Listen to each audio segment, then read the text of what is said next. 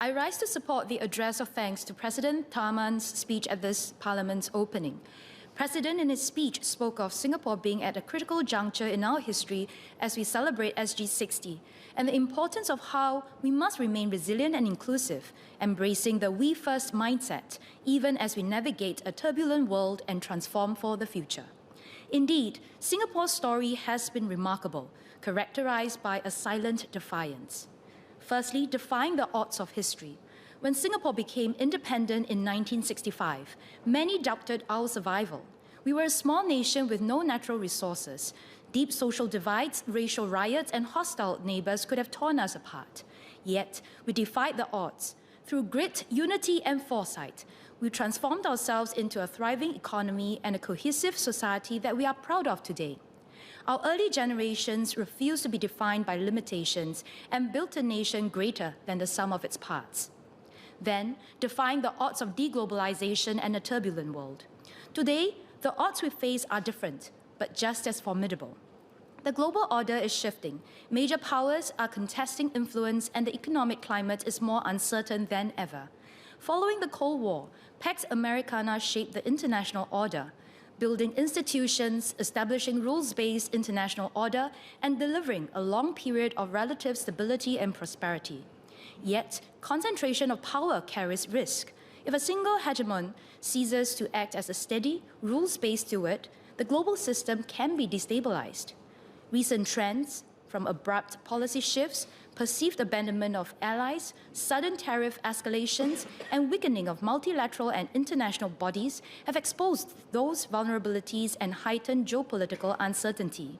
These have significant impact on how supply chains are structured, on trade and talent flows, and definitely on Singapore. Escalating geopolitical rivalry and US protectionism will reshape sourcing, manufacturing location decisions, logistics patterns, and trade flows. These will affect Singapore's advanced manufacturing, which contributes to over 20% of our GDP and other sectors of the trade, and our status as a hub. Interestingly, in a recent closed-door sharing organized by my firm with large-scale international payment service providers supporting cross-border trade, an observation made was that trade is now more point-to-point as opposed to passing through central nodes. Also, friendshoring by firms would also mean that trades happen within allied blocs. Singapore would have to ensure that we continue to participate in the various trading blocs, which we have been, thankfully, so far. But this is also contingent on not being forced to choose sides. In addition, the US tariffs, if they persist, could have profound implications on Singapore, as highlighted by our leaders in this House before. The US tariff on Singapore may be relatively low, but given how we import, value add, and then export, other countries could pass the cost of tariffs to us, resulting in our overall costs and prices to go up. At some point, coupled with the possibility of preferential trade agreements favoring bilateral corridors and logistics optimizations, we could be priced out of the competition, and trades and firms could bypass Singapore altogether. As countries increasingly turn inward, doubting the benefits of globalization and retreating from multilateralism, one wonders, how can Singapore companies still dream global? Hence, in face of these extrinsic challenges, Singapore must remain a stable node in an unstable world, a place where investors can trust the rule of law, where talent knows merit is valued, and where citizens feel secure amidst global disruption. At the same time, we must be a stable node that is resilient. As a hub, we have to offer secure and diversified services to support the supply chains and trade. We also have to enhance our trade facilitation and digital services to keep competitive. We must also be a stable node with many connections. We must continue to be among the world's most open and connected hubs in air and sea transport, in trade and finance, in talents, data flows, and digital networks. Here, I applaud our government's efforts in constantly building up our position as air and sea hubs. The much-anticipated Terminal 5 and Changi East development will no doubt add to Singapore's competitive advantage. It is also encouraging to know of our government's efforts to sign more free trade agreements and digital economy agreements, making sure we maintain high standards and interoperability for data, digital infra, and networks, so that trade and innovations can still flourish. Could we do more? The answer must be yes. Technological advancements have been enablers, but also game changers. Singapore may not be known for inventing foundational technologies, but we can invent new systems and excel in applications built upon these technologies. For example, leverage our strategic position in ASEAN and build regional digital financial infrastructure. It could be an interoperable payment rails using tokens to reduce our region's over-reliance on any particular currency or cross-border payment rail. It could be a cross-border rail payments utility hosted in Singapore given our strong legal and regulatory trust framework. It could be a tokenized trade and commodities platform to facilitate trade finance. It could also be an independent digital arbitration and compliance registry trusted by companies and institutions for sanctions, export control vetting, and contract enforcement, leveraging our strong legal services combined with the use of blockchain for audit trails and AI for evidence analysis. It could be a certified geopolitically neutral cloud and confidential compute marketplace for regional or international enterprises needing to maintain independence. It could also be a decentralized energy and critical minerals marketplace offering trusted certifications as geopolitical competition for energy and critical minerals intensify. Some of these are probably already being considered by the government or happening as we speak. These are just broad ideas and examples of how Singapore can defy the odds of our extrinsic reality. I'm sure there are many other and better ideas out there. So in this term, I urge that we continue promoting public-private partnerships to discover new ideas, to deliver excellence, and to create new possibilities for Singapore. Ultimately, our relentless pursuit for economic progress, survival in this case, is and must be rooted in our pursuit of improving lives for our people. So, even as the world churns and pressures, Singapore must endeavour to remain stable. As others build walls, Singapore will build bridges. Next, defying the odds of demographics. At home, our society is also changing. Our population is aging. Our younger generations face vastly different challenges. The way we live, work, and play are different. Our policies, approach, and infrastructure have to evolve. Gen Z today face challenges different from that of mine. Because of the COVID-19 pandemic, Gen Z Singaporeans missed out on internships and overseas exchange experiences. Also, with the rise of AI, entry-level jobs are affected and job search strategies that used to work may no longer work now. Fragmented career paths could be a permanent trend. It is thus heartening to observe the government's efforts in supporting our youth in their education and employment. Such efforts to empower and keep them relevant must continue. Many may see an aging population as a burden, but in Singapore, we can and should shape how we age. We can organize ourselves so that seniors enjoy healthier and more fulfilling lives, supported by better healthcare, stronger communities, and lifelong learning. Much has been said about how to support our seniors better, so I will not expound them again here. But what is worth repeating is that we must make sure that our seniors today and tomorrow do not give up on ourselves. We must not be handicapped by our own prejudices towards old age. We must continue to work on our policies, infrastructure, and programs to enable seniors to live healthier, work better if they so choose, and play harder. Defy the odds by transforming longevity into our source of strength. It is not just our people who age, so does our hardware infrastructure. Singapore's hardware and infrastructure, from HDB flats and estate common facilities to railway networks, power cables, and more, underpin daily and community life, economic activity, and national resilience. Much of this built capital has served our nation well for decades, but with demographic shifts, technological changes, climate risks, and simply the passage of time, mean that the business-as-usual maintenance and periodic upgrades are no longer sufficient.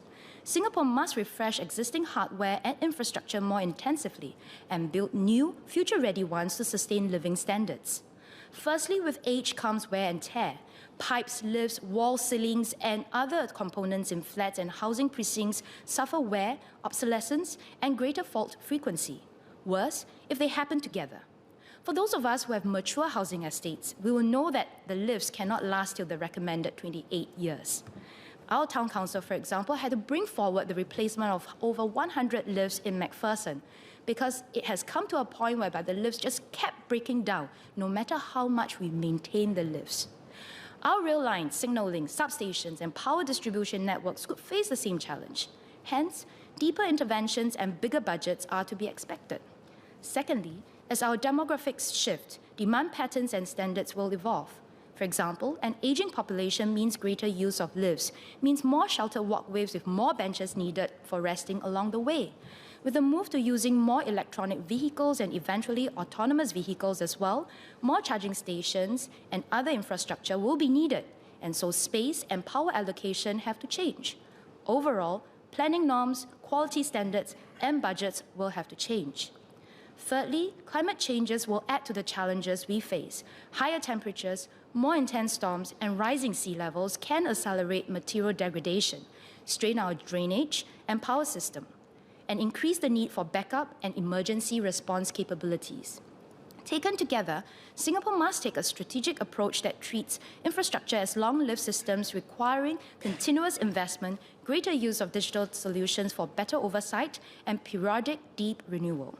This means having to consider new norms, higher standards, more predictive approaches, and unfortunately, higher public standing. Tough job for MOF.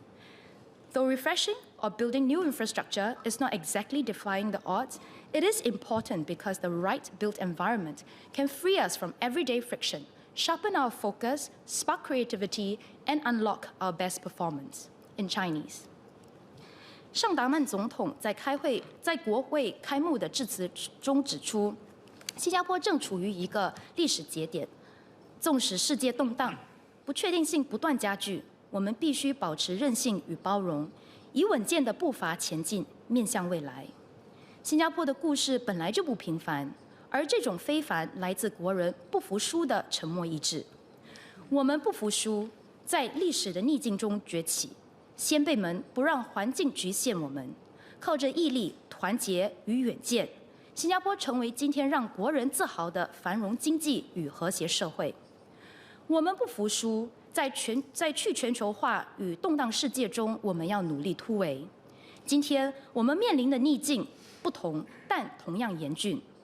国际秩序正重组，中美博弈加剧，经济环境越发不确定。这些变化深刻影响供应链、贸易及人才流动，也必然影响新加坡。地缘政治竞争与保护主义抬头，将重塑采购与制造地点选择、物流格局与贸易流向。这会动摇我们作为枢纽的地位，影响我们的经济发展，更会影响人民的长远生计与生活素质。去环球化的发生，也意味着胸怀全球的新加坡企业可能会无法完全施展能力，实现抱负。因此，即便世界波动，新旧压力并存，新加坡仍需力求稳固。当他国筑起高墙，我们要架起桥梁。我们要坚持法治，加强外界与国人对我国制度的信任，保持开放的同时，也让国民在动荡中仍感安全。我们不服输，人口结构未必是局限。我们的社会在转变，人口老化，年轻一代面临截然不同的挑战，生活作息也随之改变。我们政策的制定与实施也必须跟上。许多人视老龄化为负担，但在新加坡，我们可以也应该重塑我们如何看待老年。我国政府多年来立志以更好的医疗照顾及更多元的社区架构支持我们年长者活得更健康、更充实。我们要拒绝等死或老了没用的消极想法。我们要努力让国人无论老少，每天都有期待新一天的理由与动力，以不服输的精神，把长寿转化为我们的力量来源。刚才工人党的国会同仁在演讲中似乎影射我党独裁专制，在此我欲回应。自执政以来，人民行动党一直秉持以人为本的理念治国。虽然每个时间点上治国方式会有所不同，但是初衷和理念不变。独立初期，我们处境艰辛多变，北上南下四面楚歌，自然需要果敢的领导带领人民与国家披荆斩棘。眼下我们取得了值得人民自豪的成绩。国际舞台上，我们这个红点虽小，但声量不小。人民整体的生活素质得到实质的提升，这是领导们的用心与人民的全力配合才能实现的。今天我们历经3代总理，迎来第4代由黄循财总理带领的领导班子。人民行动党的治国理念不变，黄总理的多个重要演讲中一直强调以民为本、以我们为优先的社会主义。总理也承诺，政府会继续通过各种渠道聆听国人的心声，一起参与社会建设，建立信任，加深国家认同感和共同的目标。面对我们那么一个多元的社会，我们必要兼容并蓄，海纳百川，取长补短，路才能走得远。我们作为民选议员，也必定会遵循同样的理念，尽心服务信任我们的选民，不负所托。作为民主国家，我们自然是不可独断独裁。重点是我们不是因为怕输才虚心聆听或做出妥协，我们是因为选择心怀国家，以民为本，为国家和人民的长期利益而努力。Sir, this year we celebrate SG60. As a Singaporean, I am glad that we have not let our forefathers down, and Singapore remains a shining red dot on the world stage.